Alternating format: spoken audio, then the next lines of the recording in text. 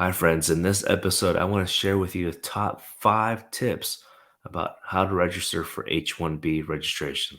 So stay tuned all the way to the end so you don't get a rejection. Friends, welcome to Green Card Guys TV. I'm your host, John Ting. I represent clients in all 50 states of America and all across the world, solving your immigration problem. Now, let's get down to it. Tip number 1 about H1B registration. We're here in the H1B season, getting it going, and we've been registering company clients all the past week and a half. And we have, March 18th. Here's a key date March 18th at noon Eastern Time the registration window closes. Now, of course, you don't want to wait until 11 a.m.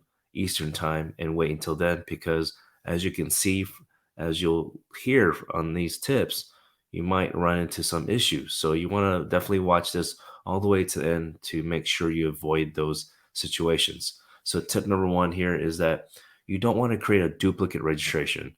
I know that sounds simple, but this past week, we provided very detailed instructions to our clients, and sometimes, they selected the wrong account type, right? So you really want to make sure that specifically they actually went ahead and went all the way and paid. I think this happened to one client of ours, went ahead all the way and paid submitted the registration, and then the last step is paying for it, right? The $10.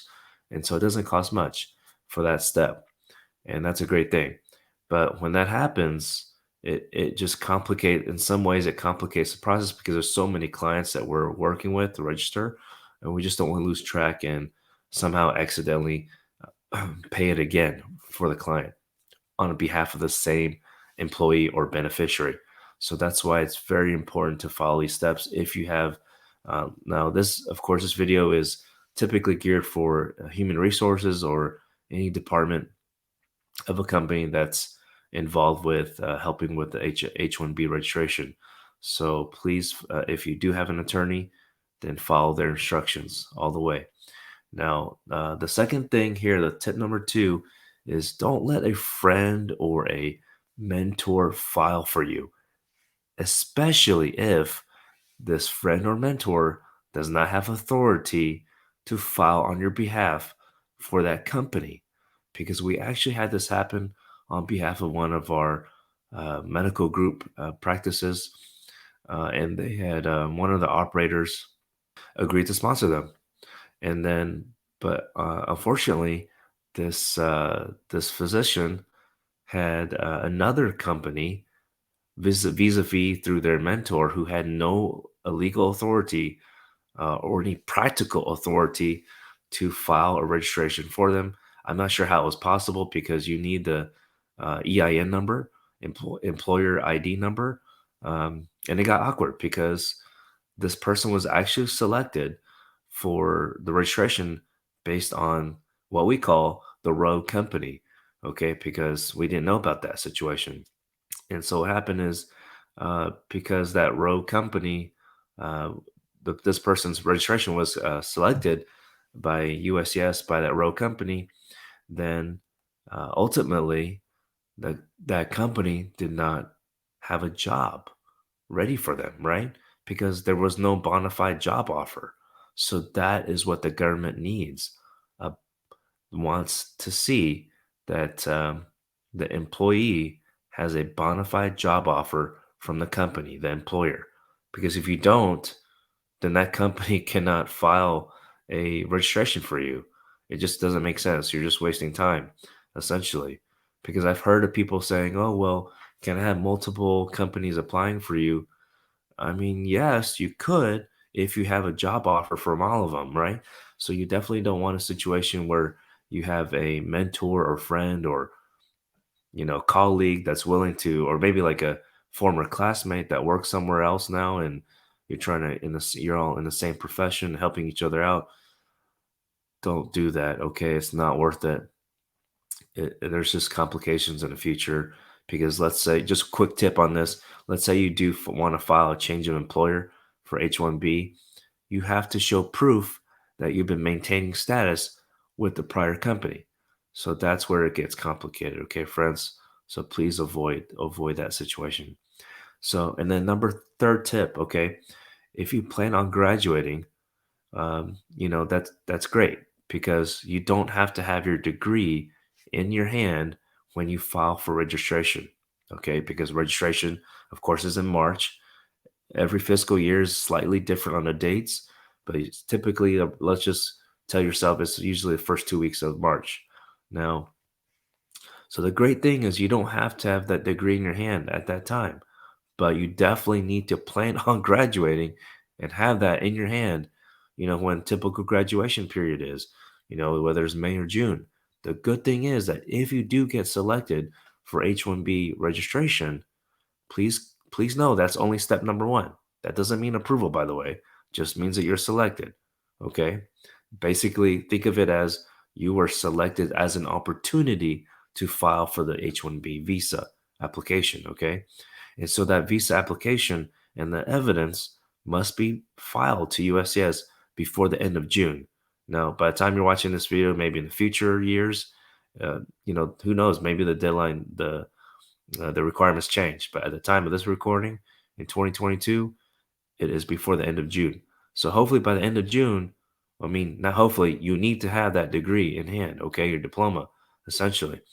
But however, keep note that you actually don't need to have, let's say, you're a dentist or a different kind of profession that requires you to take a bar exam or boards. You don't have to have that by the end of June when you file that. You can provide that in a request for evidence. Okay, so that's basically a bonus tip right there, friends.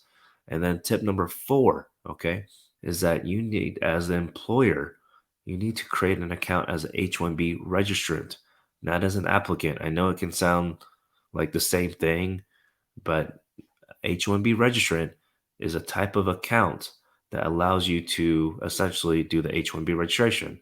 Okay, so just keep that in mind as you create your account because, again, it can create delays, of course. And that's, again, another reason why you don't want to wait until the last day, March 18th, right before the deadline, because these things could happen. Okay. And then the fifth tip right here, friends, is that you want to verify the email address that you used, because internally our team we email a questionnaire. Essentially, it's the questions that's going to be used for the registration, right? But we do this to verify the information, especially when let's say we had our point of contact in HR is typically the head of HR, and then come down to it during registration time, they ask, let's say someone else like an HR generalist or someone else in the HR department to actually handle the registration. So come to find out, for example, this past week, they had used a different email address to create the account, so we had to go back and change our registration essentially. So it was just too much back and forth. So I'm sharing these tips now so that you can avoid that situation, especially if, let's say you are just about to onboard someone. Let's say they have OPT, and then you realize, oh, shoot, what did we do here, right? You want to, so again, all these tips here I share with you, at least the 5 tips, these are essentially what we call red flags because you want to avoid that situation and you want to, prevent any delays. Okay. So if you have any questions about this, or there's so many more tips, of course, but these are the top 5, my friends. And if you want to unlock the free 15-minute preliminary discussion, just so we can at least point you in the right direction, if anything, okay, then you want to access our secret code. Okay. So here it is. It's should be on the top left of your bottom left of your screen. You could have guessed it. It's Green Card Guys.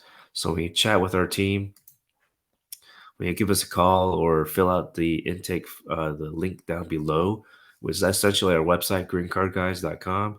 We'll try to get back to you within the 24 hours of business day and answer your questions and see how we can help you. Okay. And we wish you the best. Until next time, my friends, stay safe.